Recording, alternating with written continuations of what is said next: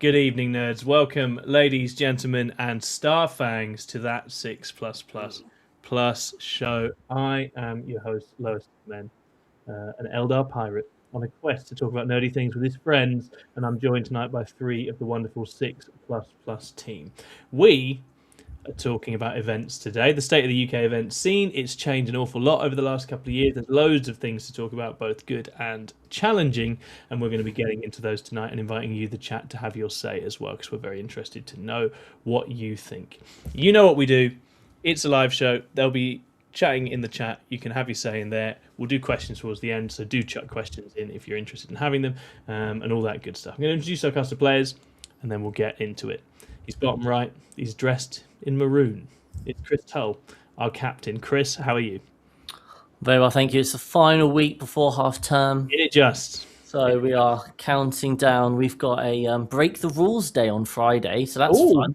That sounds like a dangerous thing to have. Yep. And they're having some sort of contest where you bring in your money and then you put your money for wearing whatever clothes you want, and you put that money to vote towards which teacher you want to have a cream pie shoved in their face. Jesus. Which has led to Where do we a put lot this money? of children coming up to me and saying, I'm voting for you to get cream pied.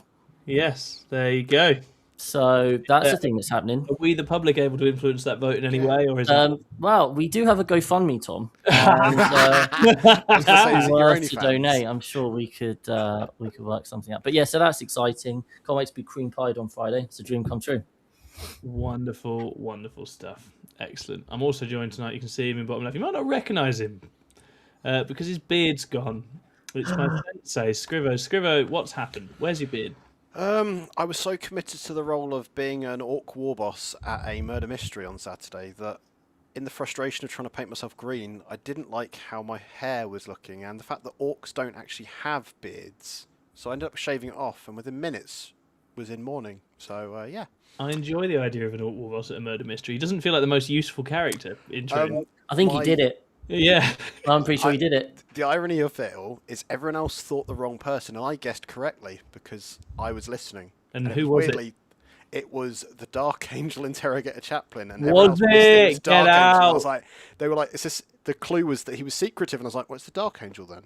Yeah, nice. Because that's it. I think you're just gonna. You'll either be covered in blood, or you haven't done it. Pretty much. My secret was I'd fallen asleep during the whole thing, apparently, and I was like. Nice. I didn't even have to try. I was supposed to be confused as well, so it's perfect. That's that's ideal. I felt typecast. Excellent stuff. And in top right, in the 6++ colours, no less, it's a man we love very much. He's not on this show as much as he used to because he's busy with a lot of wonderful things, but we're delighted to have him here tonight. It is Lewis Elms. Lewis, how are you? Hello, hello, hello. I mean, it has been a while, and I must say, standards have slipped, Tom. I am the only one wearing the 6++ colours. That is true. All of you are in your casual wear. What is this? I wore this to work, mate. I'm delighted if you think that's the only way the standards have slipped, and we'll keep it there. we'll move it along on that basis. I'm happy to own that one and say, yeah, as long if that's all you've noticed, then fine, that's great. How are you, mate? What's new with you? I'm very well, thank you. I'm off the back of running an event this weekend, another Saffron Slam, so I'm a bit knackered, but we're all right. It was a great success. We all love our 40k Saffron Slam, so I'm sure that was really good Saffron fun. Fantasy Slam. I wasn't going to mention it, but you brought it up. That's a shame. That's a shame. I still have one Dark Elf on a cold one. I've still got some Bretonians. Yeah, I bet you do. How's that painting going, Chris? It's nailing it, mate. Individual heraldry there. I wonder how, I reckon I give us about another year, probably another year before we try our world again. It's inevitable. It will surely happen. Okay. It's Necromunda next, right? Oh yeah, that's we actually, the next in one. theory, I've got like 100 quid's worth of policemen and books in my fucking room, and I'm not going to use it. Fine, it's all fine. It's all fine. We will say hello to the chat. Do a tiny smidgen of promotion because we are very good at promotion, possibly the best, and then we'll get into it. So Sam Dunn is in. He says he fully suspects this won't feel like a stream. It will feel like an event with stars. Love that. Martin Dorr is in. Patrick O's in. Hello, Patrick. We love you. Hubris D is in, saying the beer is far better at a certain event on the south coast, and then some other stuff. ICD Chief Josh is in, saying why they massacred my boy. He misses the beard as well. Theo's in, my nemesis. He did actually beat me for the first time this week, so well done, Theo. That was a good game. It's going to happen eventually, right? And you'll win by even more. Andy J. Pearson is also in. Amazing to have you here, Andy J. Pearson. So wonderful. If you haven't already, hit the old like, subscribe on the video, leave a comment, all those wonderful things. We love that. And if you want to sign up and support us as a YouTube member, we would also absolutely love that. There'll be more promotion later on, but those are the basics. Those are the things you could do right now that would really help us out. Obviously, we are actually in the process of fundraising to go and stream WTC, which is very, very exciting. And we're pulling the trigger on getting that equipment very, very soon because we've had confirmation that we will be Team England's WTC streamers at the World Team Championships. That is very exciting. If you want to help in any way, to fund that streaming setup, which obviously in the long run we'll end up using at events all around the world, including Lewis's when he does the Nerdy Space Guns game. We will certainly get out some of these and cover them in the future. So if that sounds like something you'd like to see, then please, by all means, do chuck us a super chat or chuck into the fundraiser. There should be a link in the description there. Okay, right. Main topic. Tonight, we're talking about the 40k event scene in England and, well, Great Britain in general. It's got pretty wild and wonderful over the last few years. It's really, really changed an awful lot. So I think we're going to start by trying to talk a little bit about how it's changed, why there's interesting conversations to be had, and then we're going to roll through a few of the positives we've seen, and also a few negatives, some challenges, and some things I think we feel we'd like to see change on and positive change on in the future as well. So let's set the scene. Lewis, you're a TO. You've got to observe this over the last few years. How has the 40k event scene changed in England in your time involved in it? I mean, it's gone a bit mad, hasn't it, Tom? It has. We're accidentally on the only growth area in England, it feels like. Games Workshop continue to be like the most successful FTSE 100 company. It's completely insane. Yeah, this was not what none of us really got involved in this with that in mind, but that has happened in the background, which is pretty wild. Honestly, should have invested in Games Workshop about 2016 when they burned Fantasy and they were at the lowest ebb. You should have put like £1,000 in. You'd be moving. Yeah, 100%. But I mean, that's translated into the event scene, hasn't it? There's now the growth of that scene in terms of the number of people attending 40k tournaments. I mean, across the world, let alone. Yeah. Growing and growing, isn't it? And it's so good to see so many new people getting involved, joining the scene, finding friends and fellow members of the community at clubs and at events across the country. And it's obviously I'm only my little corner of Essex here, but our little local club is just growing and growing and growing, and lots of new people getting involved, lots of younger people getting involved, even though we play in the pub, just slightly borderline, but it's all fine. Just seeing that growth is great, and just seeing so many new faces and so many people enjoying themselves. Yeah, the scale of growth has been genuinely insane, right? In terms of the growth of singles 40k is massive. There's events all around the country. UKTC is obviously a massive circuit. We've got some other big super major type events springing up as well. You have Glasshammer, Goonhammer, various others that have sort of stepped up as well in terms of their sort of size and scale. There's so many RTTs now. We even run them. There's that many of them. There's so many of those are out. Teams is booming. I think that's one of the really exciting additions of the last couple of years. Is Teams 40k is massively expanded. Scrivo and Chris, you've both played this game for a very long time. How's it felt observing that changing? Go on, Scriv.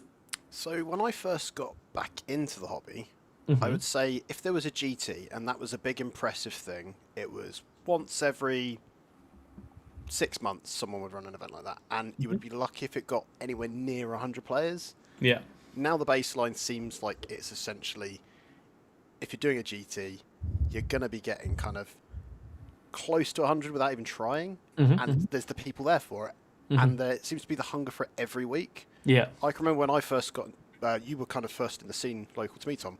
Yes, we were kind of going, oh, should we go for an event a month? Let's be cheeky and we'll do one a month. And it kind of was like, it felt like you were getting way too much Warhammer in, because you then practice a couple, and the intensity of the competitive scene around these events has kind of scaled up to the point where to a huge level, people are playing every day on TTS, prepping for events that they've booked 6 months in advance. Like, the stuff sells out so quickly. It's terrifying how it's grown, and in such a way that I think the intensity is, I think players might be burning out as well. Like, they're not the same people on the scene that were there 3 years ago.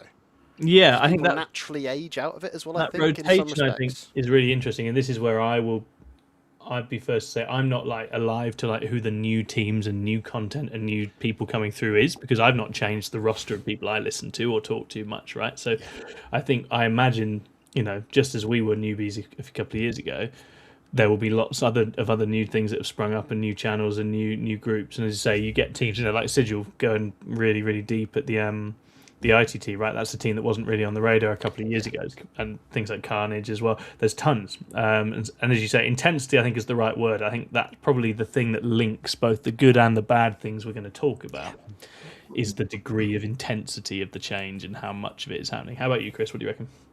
Yeah, I mean, I think it's quite interesting because it's, in some ways, like a year or two ago when UKTC really started building, it was kind of just how big can we get, right? So it became this thing where, oh, look, they're doing this event, which is 200, 300 players. That's really exciting. And then a couple or 3-4 months later, they've got another like 300, 400 person event. This is crazy. And then they've now, obviously, UKTC anyway, have hit the stage where there's an event every month, which is 200, 300, 400 people or whatever. Yeah. And so we've kind of hit that reach of, look at all these massive events. And we're now at this stage, it feels like, where it's actually bigger isn't necessarily better. Yeah. What else is there? What's best for the tournament scene? Is it actually attending a 300-400 person event every month? Or is there a lot out there? And I think because we have seen, or so many players have seen, that it's such a popular thing and you can run these big events, immediately more people are like, maybe I could run an event. It won't have as many people, but I could do a good job. I could add more of a personal value or whatever to it. So because of that, you then get, I think, more regional kind of like circuits, aren't we? We're seeing these sorts of things now where rather than this whole national thing, it's, kind of up in the Northwest, for example, or in the East. I know kind of like Black Crow and a couple of other groups are trying to start to think about an Eastern side of stuff. And we feel like we're kind of in this state. I think it's a really interesting point in tournament running now, because we've got to the top of, look at it's all about the big events. It feels like we're starting to come down to the other side. It's going to be interesting to see where the lay of the land kind of ends up. Yeah, 100%. And I think it's as you say, in terms of actual time and space in the calendar, we're approaching almost full saturation, right? And I think that's where, again, a lot of the changes now get made, because how you spend your time, you need to choose and prioritize. You can't do all of it. We've definitely hit up against that as a team this year. You cannot do all of it. Like ITTs themselves, it's amazing that there's a bunch of ITTs and a bunch of teams events, but even those would fill up the calendar really now. I barely play singles like GTs at all now, because once I've done team stuff in my year, there's not the time to do it, right? Like it doesn't really factor. So I think that is really interesting, because as you say, that might create more bunkered off areas potentially, and there's upsides to that, but there's also real downsides as well. You'd hope as well that would now you've kind of reached that saturation point, you'd like to think that would then drive quality of event over quantity. That would have to be the hope. Because you get to a point, as you say, where players, any given weekend, they can choose between 4 or 5 different events that they want to go to. Yeah. And as you say, Chris, we're probably at a point where size is just one of the many considerations that people have as to why they go to an event. And actually, if quality starts to become a bigger factor, once people have done those kind of big, amazing events that are 500 people and been in that atmosphere, they're like, you know what, next time I want something of a different style, and then hopefully that lifts everybody in terms of driving for a high quality event experience. Yeah, absolutely. And that is going to be the really interesting thing, is working out what quality looks like and what you can fit in your calendar. I suppose the other backdrop to this, obviously, that is worth mentioning is just that I think life in the UK has also got more expensive during this time, right? You've got a very uniquely passionate and engaged community here who will cover hours of driving a weekend to go and play, and will spend lots of money to go and hang out with their mates, and they love all of that. But at the same time, it's more expensive to do that than ever. The travel, the accommodation, tickets, once you factor that in, it is. I remember what I was paying to go away for a weekend with you, Screw, when we were first playing. It was an expensive 200 quid occasionally, right? It's half what it is now, right? Once you account for all those things. So that's another stress factor, right? And where people go and how they spend their time as well. And I think there was a interesting. I'm going to talk about Old World for a sec. There was an interesting survey done 2 months ago on Old World, about Old World.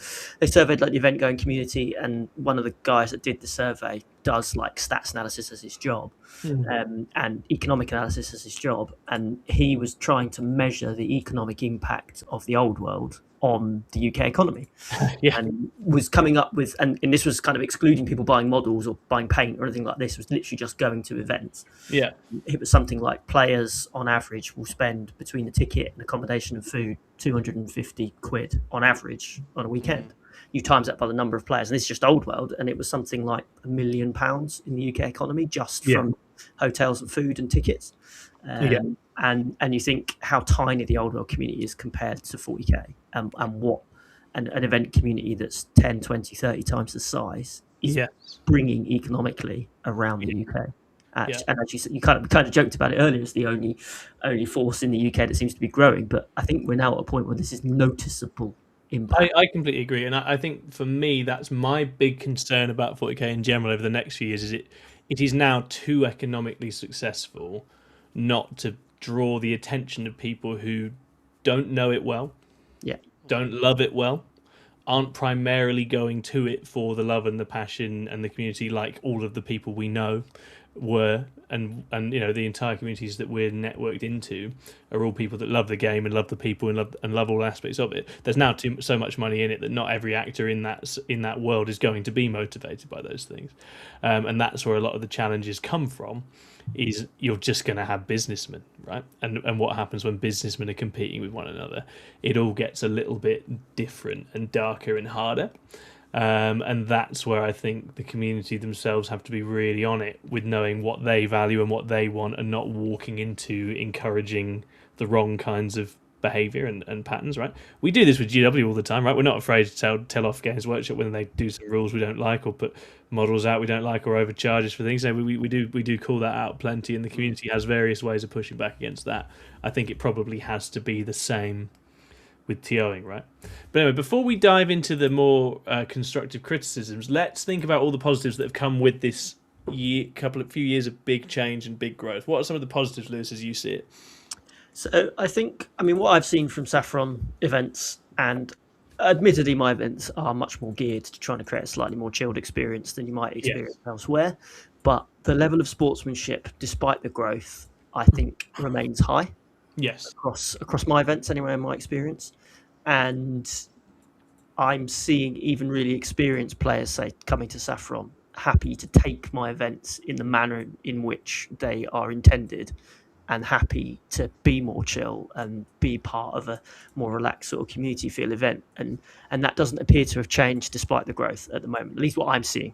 I go to old world events, but not as many 40k events as you guys. But I'm seeing that sportsmanship remaining quite important in the community in a way that I think if you just go for unparalleled growth, that you could risk losing. But that doesn't appear to have happened yet. Scrivo, Chris, do you think that's happened elsewhere? Has that been maintained? As I've gained more experience in the kind of the more teams and international kind of side of things, I think the weird rep that a lot of that stuff used to have as well, for like some very kind of playing the angles and being a bit all kind of like a bit too desperate to win. My vibe these days is that you'll go to a table playing against any international player, and 99 out of 100 times that player will be such a great example of a sportsman that they are literally representing their country and they take it seriously. And you see that even when they're just playing a normal GT. And I think that's really nice to celebrate, because it could have attracted the wrong sort of people, but in reality you get people like Innes that will go to a GT, know he's comfortably going to win that matchup perhaps when he's round one into someone, but he doesn't make it miserable because he's a nice person as well, which is really helpful. And I think that's kind of very telling, that you don't have these kind of almost shark players that people want to avoid playing, not because they're really good, but also because it's going to be an unpleasant experience. I think that's something that could be kind of, we could attract the wrong people, but we don't seem to as a whole, right? I think that's probably because the spotlight's on it so much more now, right? There is so much more attention on it. These top games are streamed. Bad things follow you, right? If you cock up, you can't hide. There's no hiding, and I actually think that's a very positive thing for conduct. And that is really good, and I think a lot of the prominent examples in the scene as players and commentators are really sporting people now and play the game the right way. So my hope is that side of things isn't in jeopardy at the moment. I think that feels like something which should be pretty maintainable, as long as the community are really aggressive in putting that as a priority for themselves. What do you reckon, Chris?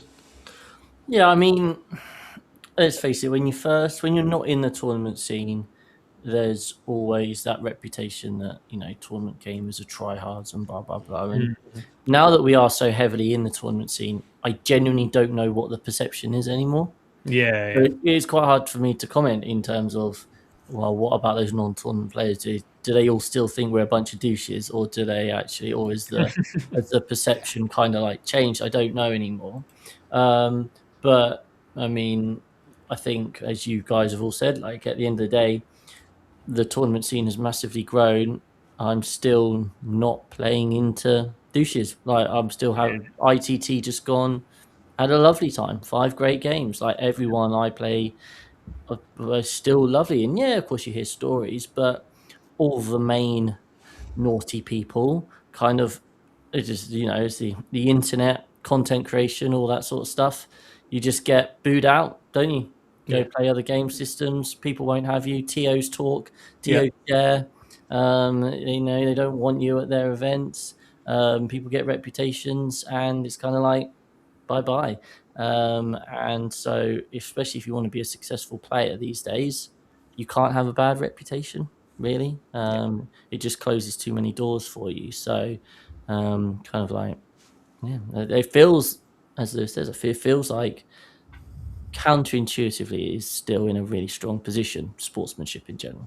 That reputation point is really interesting, Chris, because you say players don't want bad reps and won't feel welcome if they've got that, and I think that's true. But I think also events that allow players like that to participate and thrive and get away with it, I think also get reputations. I agree. Yeah. It's incumbent on the TO community to obviously, as sort of arbitrators of our events, to try and avoid that reputation happening and having that conversation between us about particularly proper players or individuals, so that we don't come across as events that welcome cheaters, if you know what I mean. So whilst that sort of cycle still remains, I think that's really positive. Yeah, completely. And that sort of feedback loop and word of mouth is the best way of maintaining that, right? We had a question from Wolf instead in the chat who asked what happened if someone puts in a hostile takeover bid for Games Workshop and seek 40k as a huge cash cow. I mean, as I said, there's going to be big money. GW are already doing that, aren't they? Yeah. I think GW themselves are always leveling up on the extraction of resources from their devoted populace. I don't think that changes anytime soon. I think the financial side of that is always pushing, isn't it? And there it does put strains on people. And I think their pricing is definitely one of the interesting things where it's like they haven't hit the break point with everyone yet, but there's always risk there. It's getting close. Yeah, and 3D printing is 3D printing, right? Working there, right, ready to. They hit that point, and then they just stop making any money because everyone 3D prints. So that's it. It's a delicate balance, I think, and it would be interesting to see if they manage to keep towing that line or not. How about other positives, Liz? I think as well, something I found in 40k particularly, having played less of late than I used to, it could be that, or it could be that the general standard of players playing 40k is going up and up. Oh, it's higher and higher. Yeah. So when I do play, if I play at my event, for example, if I'm the buy or the ringer, I'll play against the bottom person. The person's lost all 3 of their games on Saturday, and I've got an odd number of players on Sunday or whatever. Previously, I would walk those games, and it would be sort of almost like a coaching experience. And in fact, I used to be a coach on 6++ for only a couple of people, but it was great. There's no way I could do that now. And it's probably potentially just because I'm not playing as much, but it just means like me previously being able to not play very regularly but maintain a standard. You can't do that now. If you want to perform well, I think you've got to play really regularly and get on top of it, because players will outplay you. Yeah, I think that's definitely a side effect of how many events there are, right? And the standardization of terrain. People are so well drilled now. It's funny because even something like doing WTC events, which we started doing with ours, there's way more of those now. Even that's going to be covered. People are going to be pretty well drilled on WTC around the country before long as well. Alongside UKTC, you've got your average player in a Discord can and does play on all of the different terrain types now, which is kind of crazy, right? In terms of the prep and how ready they are. So yeah, there's no easy games. I never get to play against like a starter box of Space Marines anymore. I really miss that. I absolutely used to love that. That game is gone. It doesn't exist anymore. Sadly, they've got 18 Victrix or whatever for their first event. It's brutal. I don't know if Scrivo or Chris, you have any thoughts on the player standard? It's crazy, right? Like you go to an ITT now, and teams are so much more prepared. The standard of player is just good. Like it's it takes a lot for you to be playing against. I mean, when we were at Warhammer World, right? Those first 2 rounds we played at Warhammer World, Yeah. Tom, like that was more of what it used to be like, right? Your local club player who goes along, has some fun, is trying out a tournament. Whereas you compare it to like the UKTC event, where you just do it just that doesn't exist. Most players there could quite easily go 3-2, have a good day, get lucky with matchups or whatever, and go 4-1. That is literally the standard. Like it's so equally balanced now in kind of like the mid tables. That's what it is, right? The standard of the mid table is now so much that there is very rarely a super major where one of the big guys loses, or like they lose, don't they? They lose to someone who we've not heard of, right? They just lose to Joe Blogs, because that can happen now. Like the standard just is just good. The standard is just good, and no more easy games. Between that and the more interesting game balance over this edition most of the time, it's meant a lot more different players succeeding and doing well at different events, and lots more armies doing well at different events. It's felt more interesting in that way. I see Chief in the chat says 95% of events nowadays are Shark Tanks. Yeah, that's a lot. There are a lot but again, when you have hundreds of people who are looking for events every month, and they've been playing events every month, and some of these people, we know these people, we've been playing with these people for 3-4 years. They've got that many games under their belt. They're vets, right? TTS too, right? Like obviously we say that tournaments are the reason why everyone's getting better, but TTS has got to be a huge reason, rather than your weekly game where you're just going down your local club and that's all who you can play against unless you go to an event. Instead, you can play against anyone. You can join a variety of Discords. You can get coaching. If you want to improve your game, there are so many avenues now to do that that's going to be another reason, isn't it? 100%. Anything else on the positives list? Well, I was going to say just before, we do need to be careful for how new players perceive that, because we've got a lot in our club that they come to the club every week, but they don't go to events. And I think there's a good percentage of them that would like to go to events, but are worried about not being good enough to go to an event. And you think that's in Saffron, where I try and work pretty hard to create an event that a new player could feel comfortable in, and it's a big focus of what I try and do. And even locally, it's difficult for some of those players to feel like they would be able to attend an event. So I think we have to be careful that we don't go too far in that respect, or that we create a situation where new players are clear that they're probably not going to do that well at their first event, but that the vast majority of their games will be really positive and people will help them. And I wonder if potentially this is why Games Workshop set their kind of accepted standard of placing events as having strength of schedule as like the second part, because in theory it tries to encourage people to help their opponents get better over the course of the game. So I wonder if Games Workshop are trying to get to that point, but it's tricky how we take that standard of players and not make it an unwelcoming experience for new people. Yeah, we've had these conversations even within England, right? Within England selection events, the players who are coming in cold for their first year didn't really have a prayer. A lot of them didn't have a prayer at the selection events, right? In terms of how well prepared some of the other players were, to the point we're looking at that now going, well, that's actually not a great entry for them, because they just come in and get kicked in, which isn't useful. It's not great for the players who are leveled up, because they need to be practicing, being properly tested. So we're sort of thinking, well, you almost need different strands, right? You need kind of development and applicants and new faces giving a bit of a run out in their own environment first to see where they're at, and then players who are already a long way along run out in their own environment as well. Tricky balance to strike, especially with full singles or teams events that are big and grand in scope. It's hard to actually balance that all out.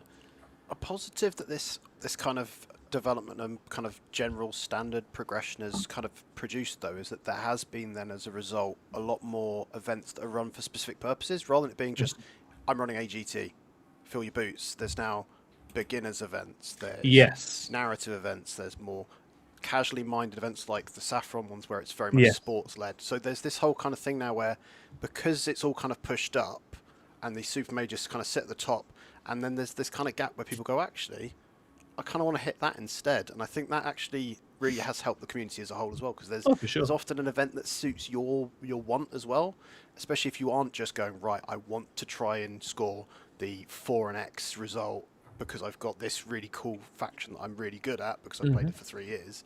It gives other people their kind of in, I suppose. So it's kind of not discounting that there isn't just one way to play the game as well. And that's a good success, right? That there isn't, although it does feel at times that the competitive scene kind of overwhelms a lot of what 40k is. It's still very easy to forget sometimes. Like when we were talking, I think in our chat earlier about balance, and I can't remember what it was, but we were talking about a specific thing, and it was like, for your average Joe, that unit would be a problem. And that's where the balance probably should happen. And it's easy to forget that because we all understand how to beat a unit because we have the experience. Yeah. And it's the same with tournaments, right? It's not always just about the guys at the top. No, 100%. I think you're completely right. Lonely Vivo in the chat says, if you remembered to use grenade at the start of 10th, you were invited to WTC. I love that. Absolutely. Plunging fire, actually. Plunging fire. Love that very much. And it's worth saying that's one bit I am excited for, because when you get a new edition and you get that complete chaos and shake-up, that actually does sift through who can really get their game together really quickly and crack on and who can't, right? And I think that's quite an interesting moment. I think at this stage in addition, at this stage in an edition, everyone is well trained. We've been playing the same missions for like 3 years, right? So I think, the muscle memory is huge at this point. But I think an edition shake-up should help a little bit on that score as well. Excellent. Any other positives you want to shout out, Lewis? Yeah, I was gonna briefly, quietly shout out our friends at Games Workshop. Nice. I think for those that don't know, Games Workshop run what they call the TO program, which is a program of support they give for tournament organisers across the world. We get various bits and bobs. It's nothing major, it's nothing financial either, but it's useful, and you get insights into what Games Workshop are up to, and we get meetings with Games Workshop and things like that, which is all good stuff to be involved with. That TO program has been growing massively. They've told us that more and more TOs are getting accepted onto the program, and it's growing and growing and growing.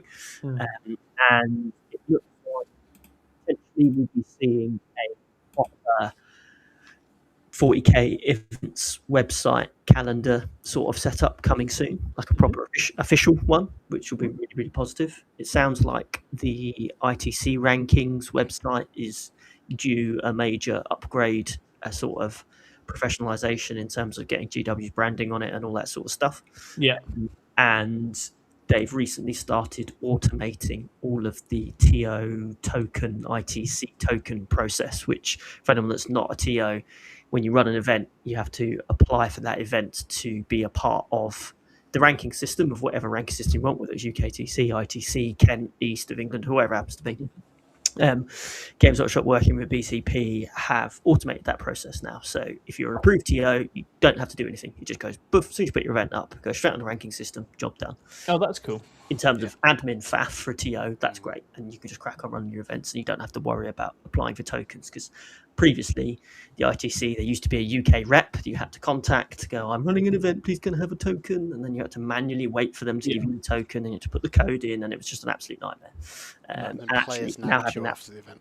yeah, exactly. If that person happened to be on holiday for a week, you would just not get a reply to anything, and it's like, I could do with this being on the rankings now, that'd be great. But that doesn't happen anymore. So that kind of support the Games Workshop are providing TOs. They've said they want to do more support for TOs, they want to do more prizes, they want to do all this sort of stuff, and obviously they've got to make the balance sheet work on that in terms of getting the financial benefit that they need to see for being such a large organisation. But in theory, the noises that are being made by Games Workshop is potentially really positive for the TO community in particular.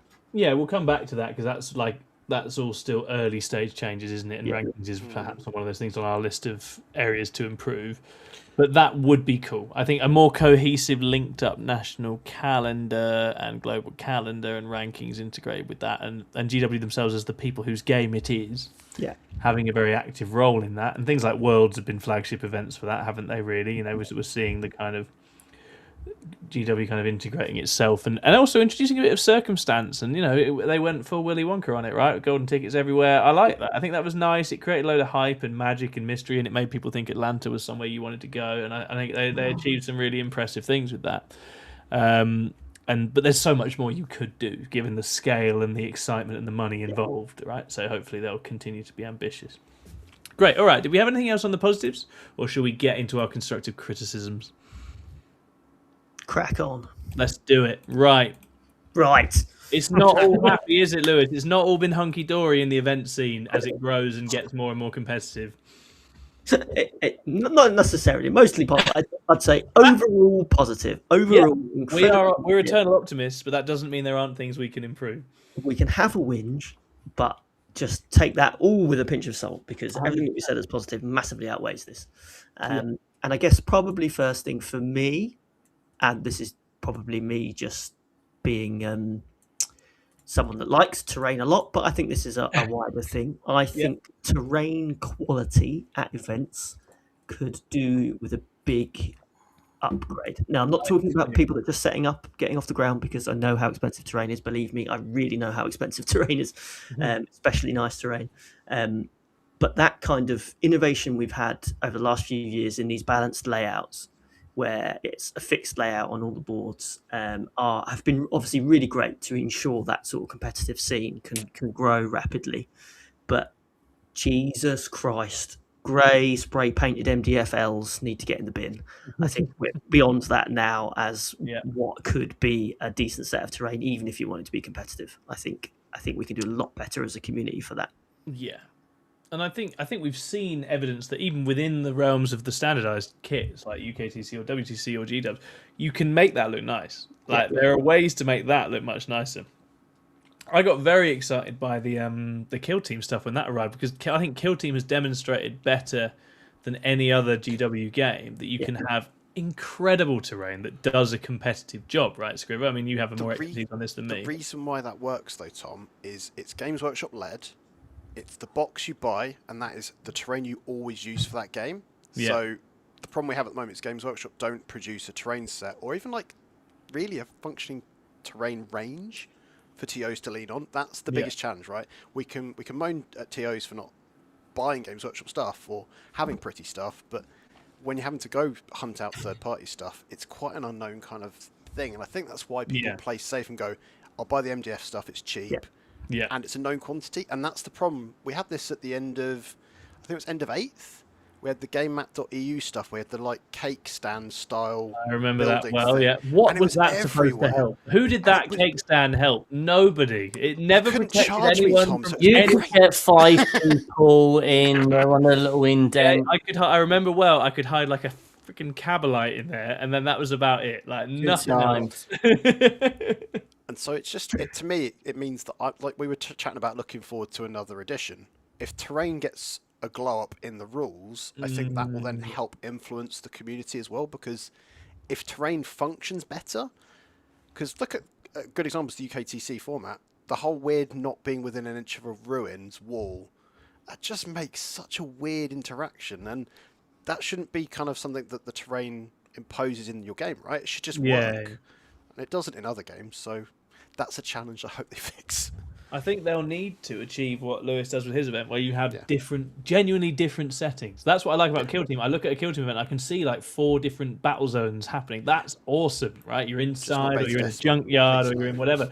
Like, it's really cool. And it doesn't feel beyond. We need more ravines in our life, don't we? We do. I hope that they launch 11th with a ravine board. GW ravine. It's literally just some orcs trying to run up this ravine, and there's marines with machine guns at the other end, just designed to kill ravine. And we'll watch them all play in the start box, just getting absolutely murked by this double Gatling dreadnought with a Gatling for a face that's just come out in the box at the same time as the orc boy kit. And it's just absolutely killing them with its like 24 twin link strength 6 shot. Stop it, Tom. It's going to happen. It's and that's why I'm upset. It's like leaving the Termagants and the Flamer guys in the same box. Like, you know what you've done, and it's cruel, and it's mean, and it's unpleasant. Absolutely brutal. But yeah, so I think there's so much room for improvement there, right? And I think events going hard on their terrain and their sort of actual the immersion of the game, because that is still a big part of it for all the competitive side of it. The actual immersiveness of games is still big. That was when Chris and I went to that GW event. It felt so much nicer playing on GW's terrain. Good. I was going to say, because like for me, I come at it from a different perspective to Lewis, because obviously Lewis is very passionate about his terrain, whereas I want, for me, I really like having clear structure and knowing what to expect and being able to plan my stuff around. That's just how I think. I used to like chess, play a lot of chess, and it's that similar vibe. I like to have those setups and know where I'm going to deploy and that sort of thing. But having said that, going to GW event, it was really nice just to play on something which had that up level. And I think because I just so only play on TTS or ITTs essentially these days, I'm very much it's what I know now. But actually, when you do then go and play something different, I've got to the point now where I do appreciate it more. So I think for everyone who just does kind of like the standard events that run the MDF grey stuff, that's just what you're used to, and it does the job, and it doesn't look bad per se. It's not immersive, but it's better than a shoebox, right? So therefore, it's fine. But actually, until you get to experience an event which is maybe more holistic, right? Rather than just, well, I'm going over there to move my chess pieces about and be better than my opponent at chess. I think as people maybe buy into that more, I think terrain can be quite a big part of that. Yeah, I don't think those two things are incompatible as well. I don't think as you've seen from the Warhammer World one, I don't think having competitive terrain means you need to have bad looking terrain. No. I think so. I have 5 boards set up for UKTC, but they're nice boards. They're done. My terrain guy makes them for me. Mr. Blobby. Then they're not Mr. Blobby. He is MDF. Okay. Mr. Blobby's team. He needs to get in the bin soon, but he's just been created by my players, and they seem to like him. But who doesn't? We'll leave him to one side. But I've recently had a set made that is like an orc petrol station. Yeah. Oh, sick! But it works on GW layouts. Mike's gone funny. Hold on one second. You're back. You're all good. Yeah, so it's an orc petrol station, so it looks really cool, really orky, but it works on GW layouts. So you don't need to have. You can have a competitive layout, but still have it look amazing. They don't have to be mutually exclusive things. And I think I'm always, when people come to me and say, "Oh, I want to start running events or whatever," try and encourage them as best I can. But if you're going to go down the route of having fixed layouts, which the vast majority of tournaments do, which I think is positive, as you say, Chris, for a lot of reasons, I think trying to find the funds, because ultimately it's a costing, isn't it? You can get an MDF layout for 50, 60 quid, but a proper layout will cost you 300. So trying to find the funds and justify the funds for nice terrain, I think long term will stand you in good stead if we get to a position where people start looking at quality of event over sort of quantity of players, if you know what I mean. Yeah, absolutely. And again, I guess if there's going to be a jump on that, we're going to need to see what the new edition brings, especially for 40k in particular, right? But that is an area where other game systems, I think, have actually got the edge on 40k in terms of you're looking at maps for Sigma or Old World or even Star Wars Legion, and you're like, you can do more interesting things with this because the rule set enables you to do more interesting things with this. You don't, you're not as bound by needing to protect people from being annihilated by exactly the Wind Rider host. Yeah. So that's the way of it. Okay, excellent. Is that it, Lewis, or is it no other major concerns within the scene? No, that's all fine, mate. I think we're done now. Goodbye. Yeah, call it there. 45 minutes in, done. All right. No, I think the other thing that potentially is worth talking about, something we've talked about a lot in length, 6++ chats recently, and in a few months ago with like TO chats and things like that, is a decision that's been made by our friends at UKTC. Recently, they decided they were going to refuse to approve any events for rankings points. So no non-UKTC event for rankings points that happened on the same weekend as one of their events. Now, you can sort of understand it from a business perspective in that they want to reserve their weekends for their events. But it was wrapped up in an email that went out to all the TOs that have UKTC rankings that thanked them for all of their hard work in growing the community and their dedication they put into the event scene. But also, you can't run events on the same weekend as us, which felt a bit like a slap in the face, really. Yeah. And as Chris mentioned earlier, there's now UKTC events basically every month, every couple of weeks. Your mic's gone again. 1 second. I don't know why it keeps doing this. There's a UKTC event every couple of weeks. So you're effectively saying you need to force all the other UKTOs into the 3 remaining weekends in the year, and that's when you're allowed to run your events. Because don't you dare run an event on the same weekend we're running one, even if ours is in Scotland and you're running an event down in Bournemouth. Exactly. You can't do it. Which is there's quite a lot to unpack there, right? I think we alluded to it at the start: competition, business logics, limited space that people are competing over, and we're seeing perhaps with this is one of the examples of this not going in a particularly positive way. I guess, Scrivo and Chris, before we dive into this, how, in terms of your engagement with rankings, how has that sort of bounding off of rankings been for you? Has that been a negative? Although I set up like our RTT series this year, I avoided those dates because I was like, right. And then when it came to the new year, I just went, you know what? I'm not running it as UKTC terrain, so I'm not going to bother. And I don't regret that, and that doesn't seem to have affected kind of sales. Like the first one's already sold out, so it seems like it's okay. I don't think people are as fussed unless it's a big event as much, because quite often if they're going to like an RTT as well, it's just I'm just going to test a list. I'm going to have a bit of fun. The comparison for me is actually, you know how in the Premier League in the UK they don't broadcast the 3 o'clock games on TV, and there's some weird logic of people won't want to go to the games because so we can't broadcast it at the same time. It's like you underestimate just how popular all this stuff is. Like you don't need to treat it like zero sum. Like everyone will fill all of these things.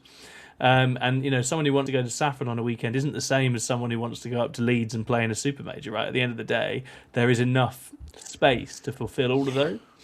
So it feels like a bit of an own goal, right? Yeah, because sometimes you get your guy that, especially if they're a bit new and they're in a relationship, they can't just go, right, I'm going to disappear for an entire weekend. So sometimes having that option of something that's a little bit easier, a little bit closer, is an easier sell to their partner. Yeah. So it makes sense, right? Like every event cannot be a super major, and it shouldn't be. So no, exactly, Chris. How about you? Yeah, I mean, a couple of years ago, I was all about those rankings, right? I was very interested in those sorts of things, or we wanted to do well as a team. And I think for me personally, I've kind of lost a bit of interest in it now. I think the reality was, right, that events ran, the bigger the event, the more points you got. So therefore you wanted to go to the big events. And look, UKTC with their rankings have snowballed in terms of size of events and running lots of big events. So you get lots of points. That's great. But what is the point of a ranking? A ranking is designed to reflect, in theory, how good a player you are compared to other players. Well, the UKTC ranking system only reflects how good you are at going to massive events, which just so happen to be the UKTC events. So therefore, if you want to be doing well in the UKTC events, you have to attend, shock horror, the UKTC events. And it sucks a bit, right? I guess the counter argument is, well, if other people ran other massive events on non-UKTC weekends, then you could earn your points. That doesn't really seem the direction tournament scene is going to. And I think, so that's already there. And then I'll be brutally honest, I think if we were to talk about the UKTC blogs going out at the moment, which I think should be spoken about, I think a giant tournament circuit provider producing blogs about how to become a better player and teaching you sorts of things, I think is absolutely fantastic. I think there's potential for that to be awesome. It's very, very worthwhile. I would say that it was the first couple of events or first couple of blogs, which, I mean, we spoke about it a lot in our group, essentially felt like it was like, look at these people that came to our events and got lots of points. And those who didn't go to our events, you're not staying still, you're going down the rankings. So make sure you come to the UKTC events. And that left quite a bad taste in a lot of our team's mouths and a lot of other people in like the community, which is obviously not the intention. But when you're writing a blog to say, look, go to our events, otherwise you don't do well in our rankings. Well, yeah, obviously that's kind of what it is. And I think that wasn't great. And so for that reason, I feel like the value of the rankings has gone down somewhat. But at the same time, obviously, a lot of people are still very invested in rankings. Yes. And it might absolutely be linked to the fact that I'm not playing as much anymore, and I'm not going to these events. And if I was playing regularly and I was going to UKTC events, obviously I would be more interested in how I was getting on. But Yeah. I mean, I can talk holistically as a captain of 6++. I genuinely am not that bothered where we come in rankings anymore. And when people come to me, oh, we're ahead of you, we're catching up in the rankings, I'm like, okay, that's cool, that's great, but that's not a focus for our team. We're trying to work on other ways to kind of like progress and that sort of thing. I think it's become detached from the communities too much, right? Because of this, I think if it becomes just about attending some super majors in the year and not covering all the others, I remember very, very vividly looking back very proudly on little events I'd done well at that were then up in the UKTC rankings and be able to track all of that and tracking how I was getting on with factions, where again I like to take factions out to smaller events, do well there, try and get myself up in for GSC or Drakari or Votan, whatever the hell it was. And that all counting towards that was great fun and actually a massive motivator with singles especially. I don't exist on UKTC right now. You can put my name in. I'm not on it. I don't exist. I can tell you I've been playing 40k. I think some people will tell you I'm all right at it, but it doesn't. None of it counts on the rankings at all, because the way they measure it at the moment, I've not done some UK super majors, so I don't exist. Which means I've lost interest, right? I've sort of lost it. I can't even look at it at all to even look back at anything I've done this year. So it loses all meaning. So it's not drawing me in there. And then you do get this weird disconnect between, you'll get people who are ranked very highly on it, but as you say, that's just who's been to the super majors so far. And it doesn't tell the whole story of the scene in a way I think it would like to, which opens the door for lots of other rankings. You've got the ELO rankings they do on StatCheck. You'll have other event organisers try and do their own rankings. And the problem with that is it might fragment even further, because if people try and do their own, you'll have several different ones. It loses the point anyway, right? It's not going to achieve the goal in a way that you'd want, which feels like a massive waste, right? So I think that decoupling and that kind of abandonment of trying to do UK events as a whole is an own goal. It doesn't feel like a positive thing, and it doesn't feel like something that benefits anyone in that sense. The way that the rankings are all kind of developed, it feels like this sort of system worked 8 years ago when I first got back into the hobby, and since then the scale has grown so astronomically that you cannot possibly have a list and just go, right, I'm in the top 10, because now there's, instead of it being across 10,000 people, it's like 3 million or something across the world. It doesn't scale, so it's really impossible for them people to be invested because it is scaled, and there isn't a way of it being broken down because the system has just bloated rather than it kind of changing over that time. Because like, you look at computer games when they've got rankings, they have systems in place, they put it in tiers, and there's reasons and things to work towards. But at the moment, all these rankings, unless you're up there, you're just somewhere in the middle, and it doesn't bloody matter. And I think that's where it's lost track for your average guy, right? Because for sure, when we were first playing, I can remember the first year I played Orcs for a whole ITC season, I was 6th with Death Skulls in the world. I've nowhere near anything like that. It was just so cool. Play ranking, good times. Yeah, exactly. Yeah, but it means nothing. You play something weird. You play something interesting just to be on there somewhere for a year. You just play a faction for a year. You don't or whatever it was, right? It was good fun, and that all gets lost, I think, which is a real shame. We've got some engagement on the chat on this. So we had Pletheran's asking, what's the possibility of someone running like a UK Masters tournament? It feels like that kind of thing is inevitable in the not so distant future. It feels like, again, there's basically been a vacuum created. UKTC unwittingly has kind of opened up space for someone else to say, well, actually, we'll do this and measure this in a different way. I think the emergence of teams is really interesting in this way as well, because actually a teams circuit with more teams event has massive potential, and I think a lot of the big UK teams would be very hungry for that these days, whether that was 5-mans or 8-mans or whatever. You could have both, there's all sorts you could do with that. And again, that shouldn't be bounded purely by the ITTs, for example, because there's a million opportunities to play good teams events if you want to. I seen a chief in the chat says this will sound really cliche, but without the whole tournament scene, I wouldn't have met so many people I now class as good friends along the way, and this is probably the biggest thing for me. Yeah, That's the whole point, right? Yeah. That is the whole point, is the group of people. That has to be the focus, and that's why I think bunkering off rankings is saying, well, it's not actually about everyone. The game is supposed to be about everyone. If you stop catering in that sense, then you've got an issue there, I think. Martin Dorr loves that as well. Lots of positive. Plethorant says David G, by the way. Hello, David G. Thank you for that. So yeah, I think there is a lot of scope for creative solutions to this, and I think it goes one of two ways, right? Either UKTC reneges and goes back and actually tries to do this in a national way, or someone else basically fills that vacuum. That feels like what happens, right? Yeah, we mentioned it earlier, but I just wish Games Workshop would hurry up and maybe them. Yeah, maybe them. Because I think realistically, the only organisation not motivated by their own events at the moment, whilst they're not running, the same risks will be there. The risk is there. Yeah, everything we've heard is suggesting that they are not interested in running events because, frankly, there's not enough money in it. The amount they can charge for tickets compared to the profit they would make, it's not worth it for them in terms of running an event. Them making $1,000 out of a weekend is just pennies, isn't it? And do well to make that amount unless you're going to run a massive event, and then there's all the other logistics and crap you have to do. So I think they'd be quite happy at the moment, at least, for TOs to do all their marketing for them, sell all the tickets, drive loads of product sales for them. And so realistically, they're motivated by as many events as possible running as often as possible. And realistically, if we want the scene to be that diverse and that populated by lots of really good events, I think the only people at the moment in the position to be able to do that probably are Games Workshop. If they could just step in and say, right, here's a proper event system, here's a proper ranking system.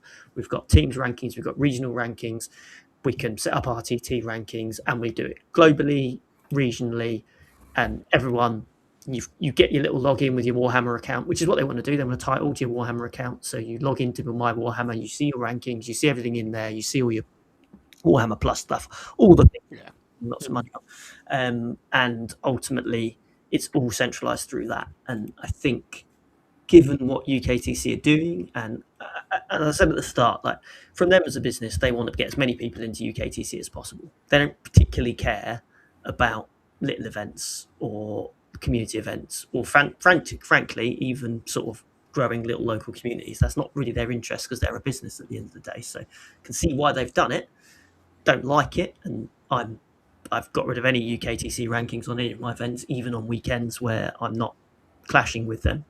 But that's what happens, right? Because if you can't have it for some of your events, then why would you have it for some and not others? It just devalues your engagement with it as well, right? Exactly. Yeah, I'm more interested in my golden ticket stuff, to be honest. That means a lot more to me now, encouraging that sportsmanship. Which is where a big entity is reaching out and meeting you halfway and demonstrating that those things can feed each other, right?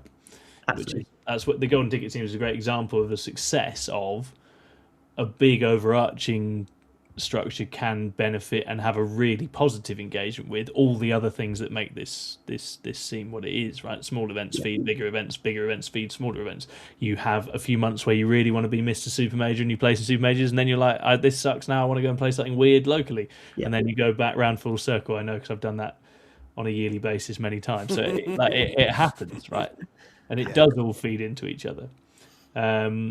So I completely agree with you. I feel like it's a strange step that sets things against one another and doesn't feel positive and doesn't feel holistic or community based in the right ways. And it would be very easily adjusted back to feeling like it was, I think. Excellent. Do we have any other points we wanted to pick up on the negatives, constructive feedback?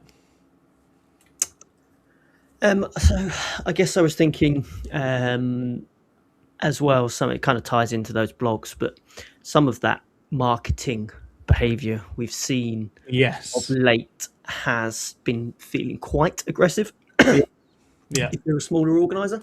So the phrase I like in particular, I've written it down, a super major is when Warhammer stops feeling like going to a tournament and starts feeling like I'm going to an event. As if what the rest of us are doing is not running events. What are we trying to say there? And is that necessary? Does that help? Is that a positive comment for the community? I'm not sure it is. And there's been multiple examples of that. I think one day maybe Scrivo might be a professional tournament organizer. I might professionally run events, but at the moment there's only one place you can go for professional events, and it isn't Saffron, so don't buy a ticket. Yeah. So that's a tone of communications thing, and this again, it comes back to that same point on competition, right? And people competing over the same space. If you slip into big event organizers taking shots at little events, little event organizers taking shots at big events, then it gets really unhealthy, right? And you'll have the same. I mean, it was a bit funny. I remember when Glasshammer first started doing events, they took a few little jokey shots at UKTC, and it's like if all your event organizers end up just slinging mud at each other, or passive aggressively, or trying to differentiate in ways that actually are disingenuous like that. Because I think that the issue we probably all found when we read those blogs is that the tone and the claims made in some of those are disingenuous. That's the issue, right? They're not celebrating the whole. They're not seeing the different sides of something. They're just taking a slightly, overtly biased line on it.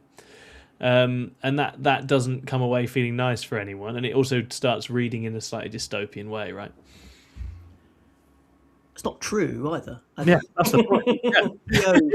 All TOs put a lot of effort into running an event, yes, you might argue some of them are just they just casually do it and they just get some terrain from their mates and they put 6 boards together. But a lot of TOs are trying really hard to put on really high quality events and competing in what is incredibly competitive nowadays. There's events all the time. Players have got so much choice of where they go. They don't have to go to your event as a TO. So you have to work really hard to try and make your event feel like an attractive place to go. And to see some of this stuff, it's so frustrating to see, and it's so unnecessary, because I know, for example, from my local club, 10, 20 new 40k players over the last 18 months. Up until about 6 months ago, I always used to say to them, we've got UKTC terrain here. Go to those big events because they're so much fun. Go to the LGT, go to all of these and get out there and just get stuck in. And okay, I'm going to put on an event every other month. Obviously, would love you to come to my event, but you want to see really good competitive Warhammer, get to one of the big events. Now I'm just flat out, so don't go. It's not worth it. Yeah. And like that's such a it's my little tiny community, so it's not going to have a big effect overall on the wider sort of economics of the situation. But if that's a message that's now being repeated everywhere, then you're sort of burning bridges with your stakeholders, right? With other people who, again, they feed into your scene, that these things are interlinked.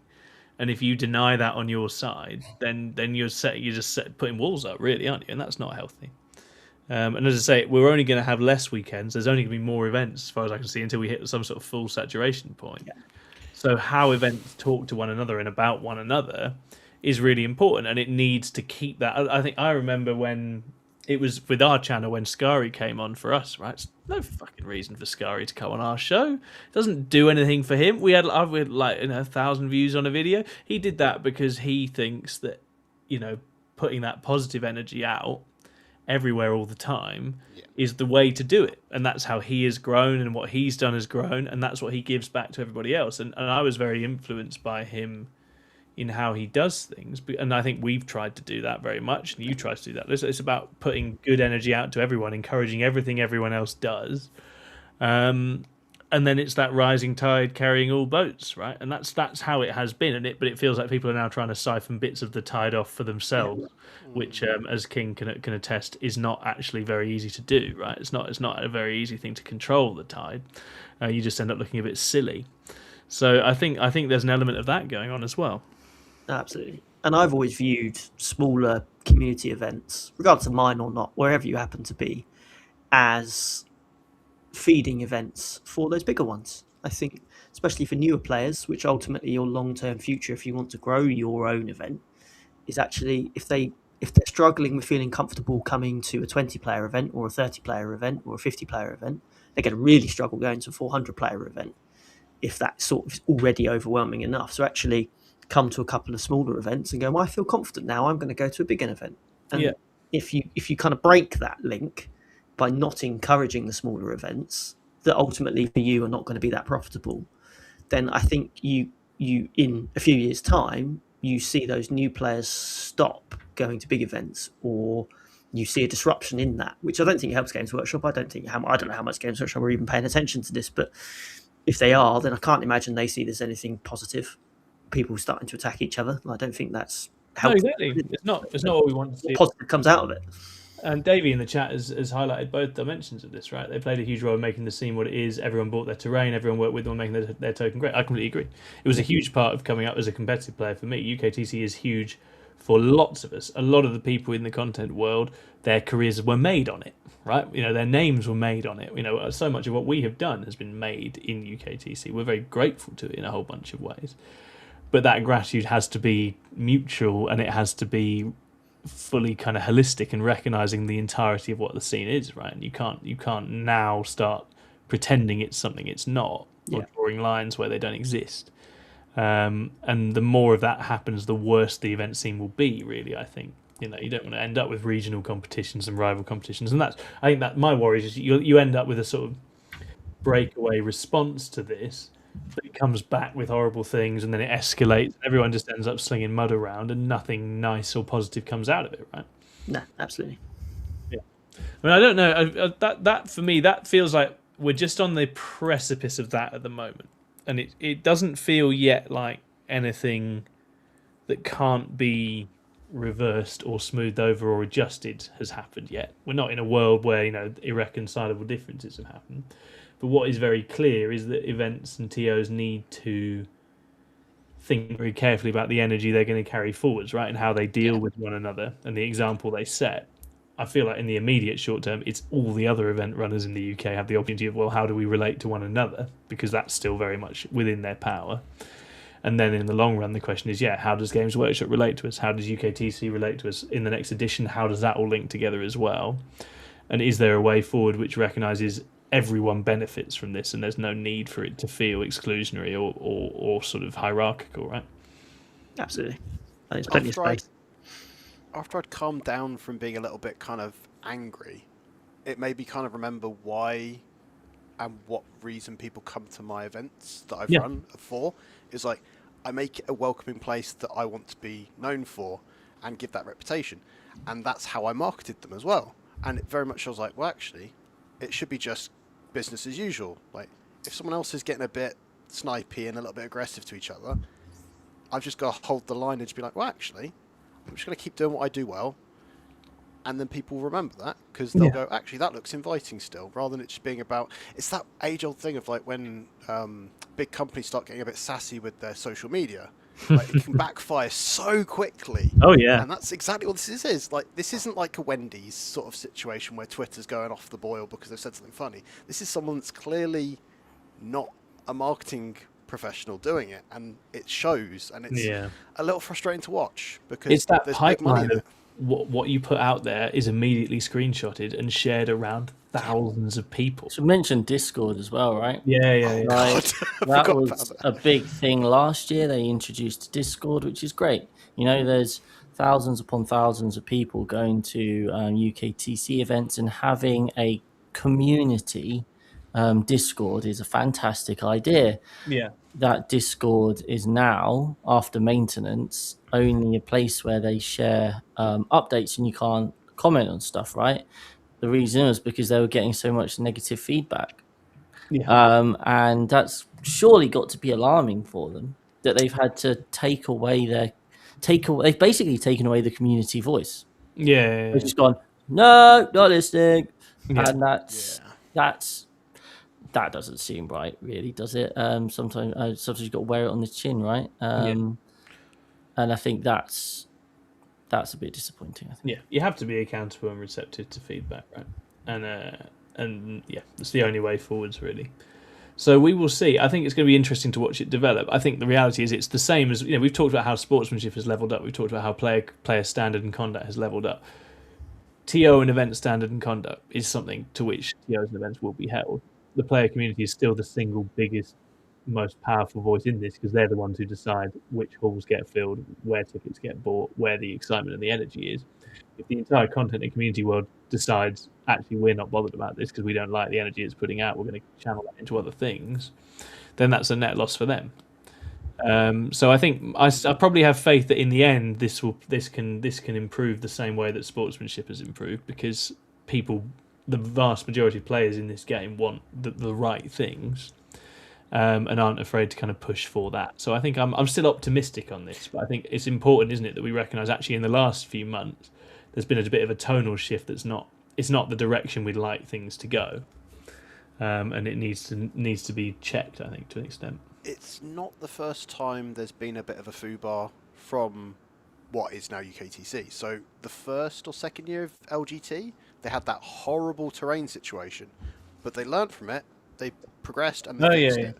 So I think their ability, right? their ability to adapt to feedback is huge. They've adapted and changed and leveled up based on feedback at every stage, which is why feedback like this matters, right? It matters.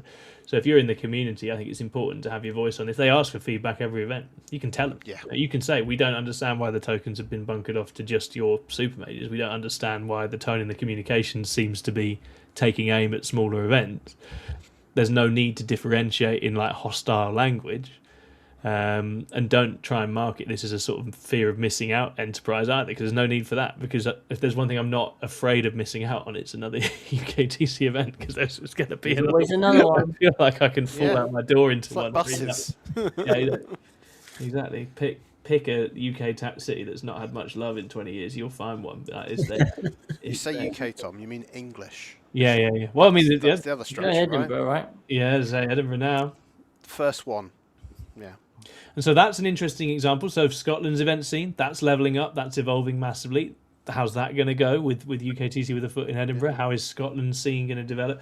They have similar issues within their kind of event scene of different groups and interests. Are they all going to work together well? It's just interesting. I sometimes think it's a bit like at the moment it's a bit like when gold got found in like US rivers, right? And you've just got a bunch of people just suddenly turned up like, I'm going to make my fortune here. And there's a lot of people all hoping to make it big in this game. Some of them will, some of them won't. Maybe the bubble will burst in a couple of years, who knows? And then we'll just be some weirdos playing dice games again. But it's important just to be nice to everyone and remember that, the solidarity in the community, I think, whilst we're doing that, really, really important. Davey's got a shout out to D6 Games. He did their local RTT this week and they made me lunch. That sort of thing is amazing, right? There's so many lovely stories like that. I'm not making you lunch on Saturday, Tom. Yeah. In recent years, I've got like Pyra. Although I was dying of pneumonia at Pyra, they treated us like kings. You're in a hotel, the whole event's in the hotel. There's all this lovely Polish food being brought to you. They're so generous, so welcoming, and you can do amazing things with a 40k event, like incredible things. And it doesn't have to be taking shots or sort of isolating people at all. Well, I'd like to say we fixed it, but I suppose we'll see how this all goes. Yeah. The main thing to say to you, the listener, is that this game's booming. There's loads of events to play. You can go out and choose your own adventure, but I think just as you are careful with who you play with and the standards you set in your games and the people you hang out with and the people you champion, do the same with your events, right? Be picky, be fussy, and champion the values you want to see in the game, because that's what you'll get. All right.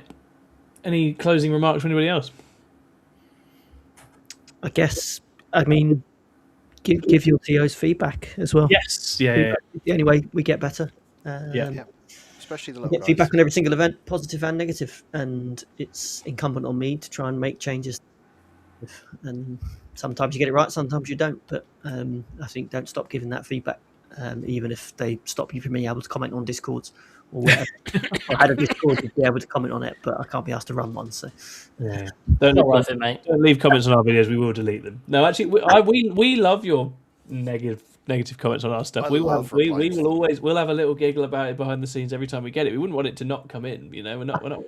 There's no point pretending it doesn't exist. It's good fun, and it's part of it, isn't it? This strange wild west of the internet where anyone can say anything to anyone. But yeah, I think the only other thing to reiterate is just how amazing all the different events that have sprung up and all the different experiences out there. People, refs, TOs, all working their asses off. I mean, Gary at UKTC, who I've worked with a little bit when we did the commentary for them, he's a wonderful man. There's some wonderful people within UKTC. Charles is working very hard on the stream. There's lots of good people all around this circuit working really hard. But they all need to pull together and have each other's back. I think that's what we'd like to see going forward. Perfect, great. Right, well, that's it from us. We will move to podcast questions. I know there's not any in Discord because I already looked. You, the chat, if you have questions for us, now is the time to chuck it out.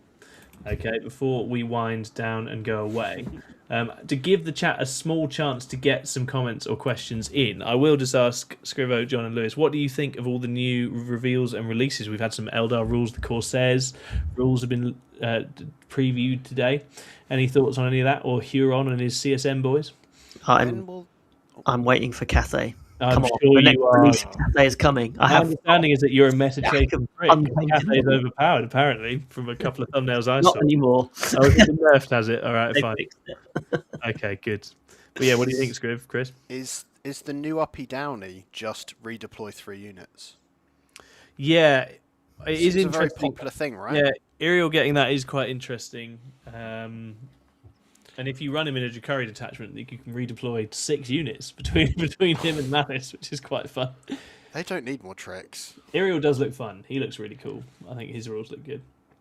And I think everyone's going to love lots of flying Eldar infantry as well, because that's always fun, isn't it? No. Eldar jail, baby. Yeah, it does look very, very jaily, it has to be said. I think it should be a lot of fun. Wonderful. Okay, I think the chat are so happy with our performance that they don't have any questions, because we've got every possible need they could possibly have.